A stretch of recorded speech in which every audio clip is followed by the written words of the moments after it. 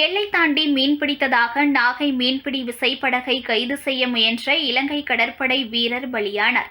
நாகை மீன்பிடி துறைமுகத்திலிருந்து 100க்கும் மேற்பட்ட விசைப்படகுகளில் மீனவர்கள் மீன்பிடிக்க கடலுக்கு சென்றனர். விசைப்படகு மீனவர்கள் இன்று அதிகாலை நெடுந்தீவு அருகே மீன்பிடித்துக் கொண்டிருக்கும் போது அப்பகுதியில் ரோந்து பணியில் ஈடுபட்ட கடற்படையினர் அக்கரைப்பட்டியைச் சேர்ந்த ஆனந்த் என்பவருக்கு சொந்தமான விசைப்படகையும் அதிலிருந்த 10 மீனவர்களையும் எல்லை தாண்டி மீன்பிடித்ததாக கூறி கைது செய்தனர்.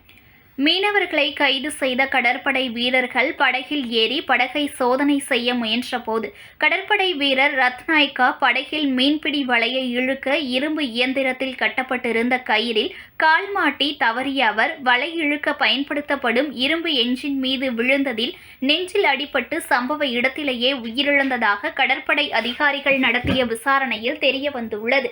எனவே மீனவர்களை கைது செய்ய முயன்ற போது விபத்தில் கடற்படை வீரர் ஒருவர் உயிரிழந்ததாக விசாரணை அறிக்கை தாக்கல் செய்யப்பட்டனர்.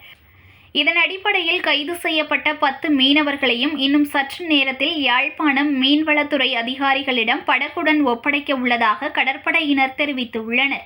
இருப்பினும் கடற்படை வீரர் உயிரிழந்தது தொடர்பாக நாகை மீனவர்கள் மீது நெடுந்தீவு காவல் நிலையத்தில் வழக்கு பதிவு செய்யப்படுவது குறித்து சட்ட ஆலோசனை நடத்திய பின் தெரிவிக்கப்படும் என தெரிவித்துள்ளனர்.